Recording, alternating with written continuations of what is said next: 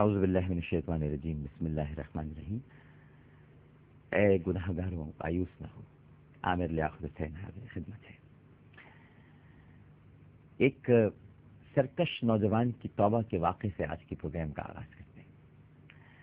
ناظرین کرام، حضرت وہب فرماتے ہیں کہ حضرت موسیٰ علیہ السلام کے زمانے میں ایک سرکش نوجوان تھا، یعنی خود سرکش کہتے ہیں زور آور، قواعد و ضوابط کی پابندی نہ کرنے والا، اپنے ہی اصول وضع کرنے والا، اپنی ہی زندگی جینے والا۔ ہمارے معاشرے میں آج کل بہت سے ایسے لوگ ہیں جو یہ سمجھتے میں نے اسلام کو ایسے سمجھا ہے۔ چلے آپ نے سمجھے تو جو سمجھانے والے آئے تھے وہ کس لیے اس دنیا میں تشریف لائے تھے، اگر آپ کو خود ہی سمجھنا تھا۔ یہ جو سرکشی ہے، یہ جو زور آوری ہے، اسلام کو تو ویسے ہی سمجھنا ہوگا جو اللہ، اس کے رسول صلی اللہ علیہ وآلہ وسلم یعنی قرآن اور سنت نے ہمیں سمجھایا ہے۔ صحابہ کرام رضوان اللہ تعالی علیہم اجمعین نے جو طریقہ بتایا ہے، اہل بیت اطہار رضوان اللہ تعالی علیہم اجمعین اس راستے پر چلے ہیں، یہی اسلام ہے۔ اس میں زور آوری نہیں چلے گی، سرکشی نہیں چلے گی، اپنی مرضی، اپنی سمجھ، اپنی فہم کا اس میں کہیں کوئی دخل نہیں ہے، اپنی رائے کے مطابق نہیں ہے۔ یہاں جو کچھ بھی ہے اللہ کے رسول کی رائے کے مطابق ہے، اللہ کے حکم کے مطابق ہے اور اللہ کے رسول کی رائے کے مطابق ہے۔ تو وہ ایک سرکش نوجوان تھا، اس کے بد کردار ہونے کی وجہ سے بستی والوں نے اسے بستی سے باہر نکال دیا تھا۔ اب ہوا یہ ناظرین کرام کہ شہر کے باہر ایک بے آباد میدان میں اس کی موت واقع ہو گئی۔ اللہ تعالیٰ نے حضرت موسیٰ علیہ السلام کی طرف وحی بھیجی اور ارشاد فرمایا کہ اے موسیٰ، میرے ایک ولی کا انتقال ہو گیا ہے،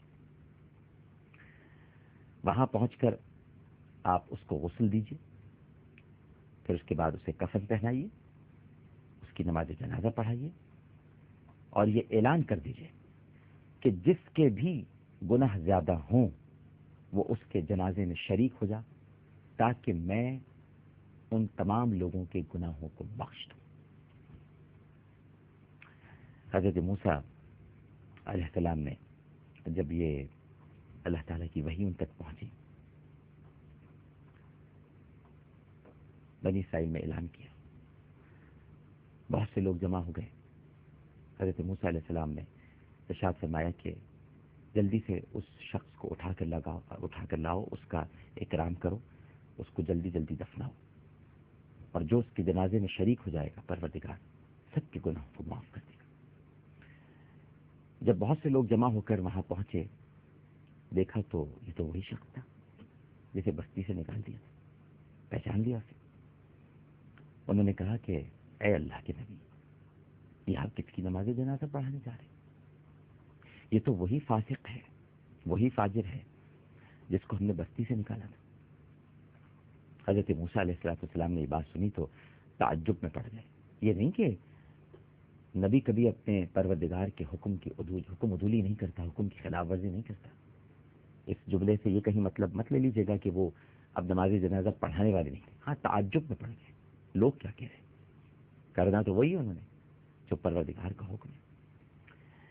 اللہ تعالیٰ نے جیسے ہی لوگوں کی یہ باتیں جو کہ اس وقت وہ کر رہے تھے، پروردگار نے، وہ چونکہ ہماری شہرت سے زیادہ قریب ہے، دلوں کی سرسراہٹ سن لیتا ہے، سرگوشیاں جان لیتا ہے، اس سے کچھ چھپا ہوا نہیں ہے۔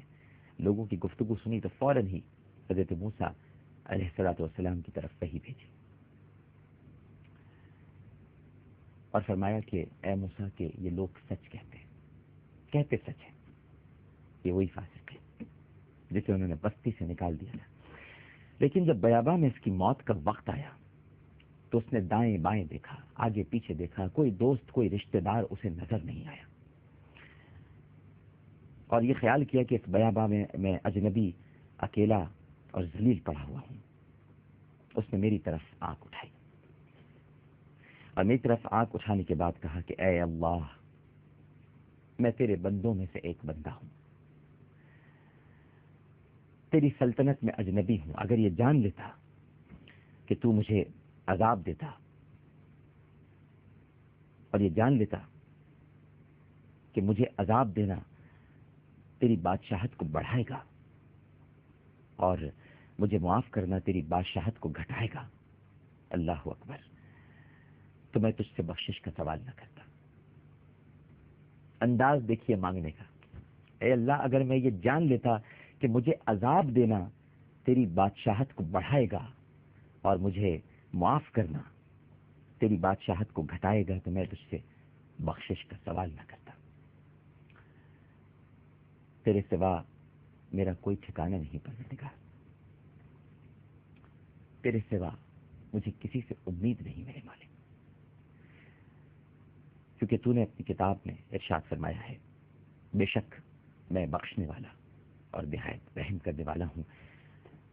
میں یہ سن چکا ہوں, میں یہ پڑھ چکا ہوں. لہذا اے میرے رب اس بیاباں میں, اس میدان میں مجھے رسوا نہ کر, مجھے معاف کر دے, مجھ پہ کرم فرما دے. اللہ سبحانہ و تعالیٰ نے ارشاد فرمایا اے موسیٰ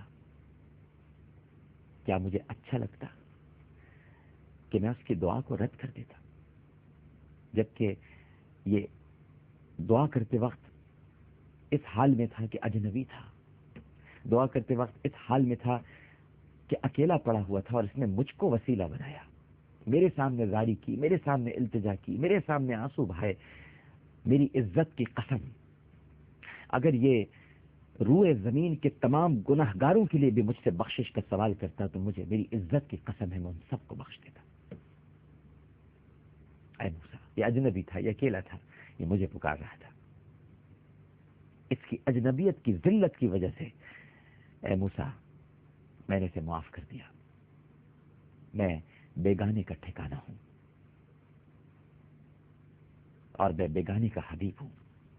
میں اسی کا طبیب ہوں اور اسی پر شفقت کرتا ہوں جو مجھے پکارتا ہے اور اپنے گناہوں کے ساتھ میرے سامنے نادم اور شرمندہ ہوتا ہے. ایک چھوٹا سا وقفہ, وقفے کے بعد دوبارہ حاضر ہوں گے. گفتگو کا سلسلہ جاری ہے. ہمیں یقین ہے کہ آپ سب لوگ ہمارے ساتھ ہی رہیں گے.